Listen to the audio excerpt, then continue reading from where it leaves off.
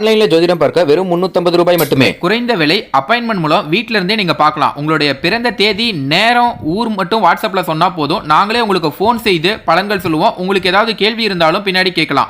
So WhatsApp number பார்த்தீங்கன்னா 88 70 10 75 27. அனைவருக்கும் வணக்கம். இன்னைக்கான ஜோதிடா பதிவில் பார்க்க போகிற ரொம்ப முக்கியமான ஒரு பயனுள்ள கணிப்பு என்ன அப்படின்னு பார்த்தீங்கன்னா, ஜனவரி மாதம் 10ஆம் தேதி வெள்ளிக்கிழமை பார்த்தோம் அப்படின்னா வைகுண்ட ஏகாதசி நிகழ்கிறது. இந்த வைகுண்ட ஏகாதசி அப்படின்னு சொல்லும்போது பெருமாளுக்குரிய ஒரு விரத நாட்களில் மிக முக்கியமான ஒரு நாள் அப்படின்னு சொல்லலாம்.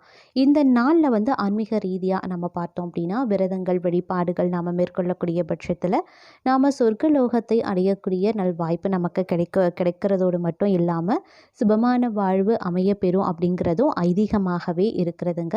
அதனாலேயே இந்த வைகுண்ட ஏகாதசி அப்படிங்கிறது ரொம்ப விசேஷமான ஒன்று அப்படின்னு சொல்லலாம்.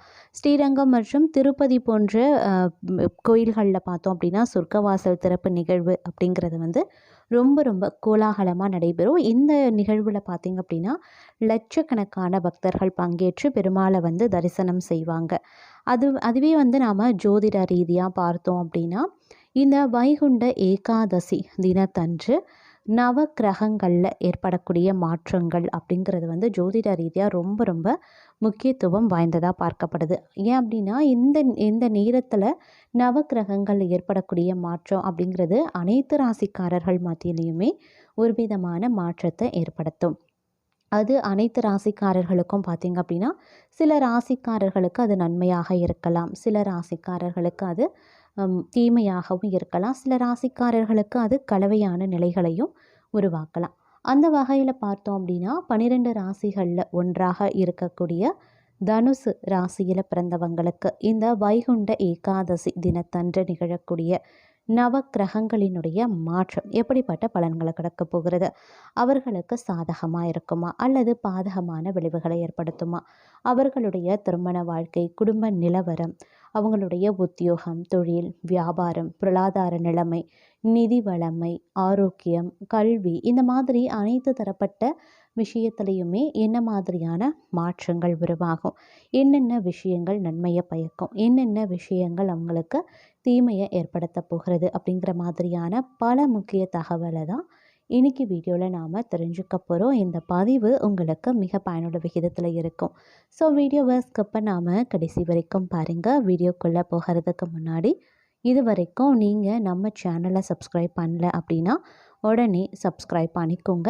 அப்படியே பக்கத்தில் இருக்கக்கூடிய நோட்டிஃபிகேஷனுக்கான பெல் பட்டனையும் ப்ரெஸ் பண்ணிக்கோங்க. சரி நேயர்களே, வாங்க வீடியோக்குள்ளே போகலாம்.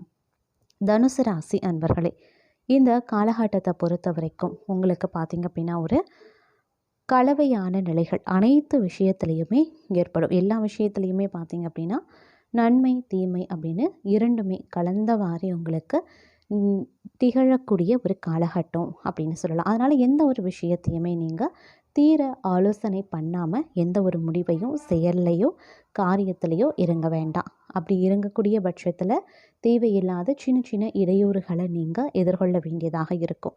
எவ்வளவு பெரிய பிரச்சனையாக இருந்தாலும் அது சுமூகமாக எளிதாக நீங்கள் திறம்பட கையாளுவீங்க அப்படின்னாலும் கூட சில விஷயங்கள் உங்களுக்கு சில விபரீதங்களையும் ஏற்படுத்த வாய்ப்புகள் அதிகபட்சமாக இருக்குது. அப்படிங்கிறதுனால கொஞ்சம் சிந்தித்து செயல்படுவது ரொம்ப நல்லது அப்படின்னு சொல்லலாம்.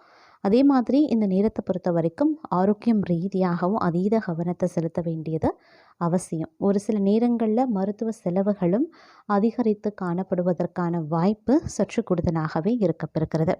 அதே மாதிரி பார்த்தோம் அப்படின்னா வெளிநாடு செல்வதற்கான ஏற்பாடுகளை இந்த காலகட்டத்தில் செய்வீங்க. அதே போல் இஷ்டப்பட்டு கடன் கொடுத்து கஷ்டப்பட்டு வாங்குவதாக இருக்கும்.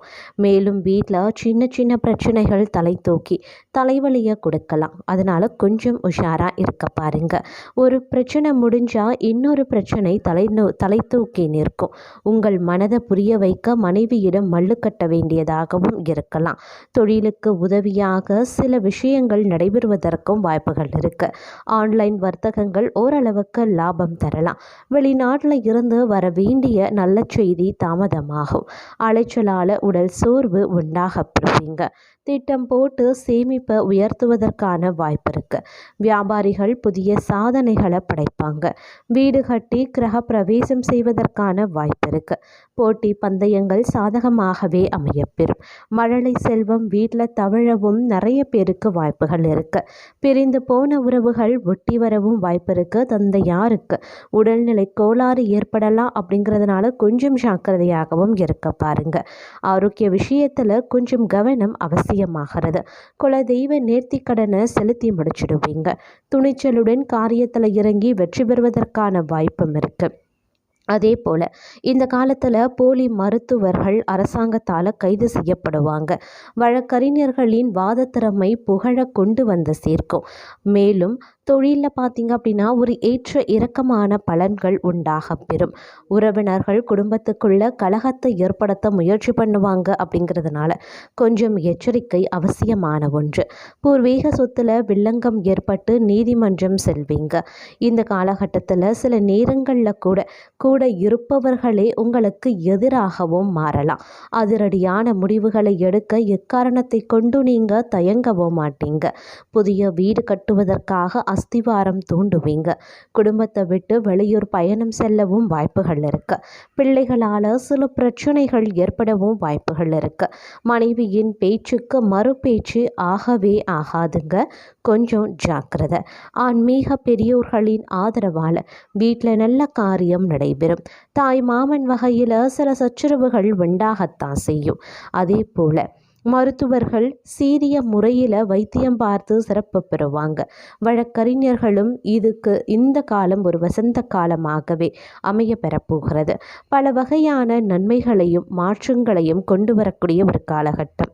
வெளிநாடு செல்வதற்கான வாய்ப்பு உங்களை தேடி வரலாம்.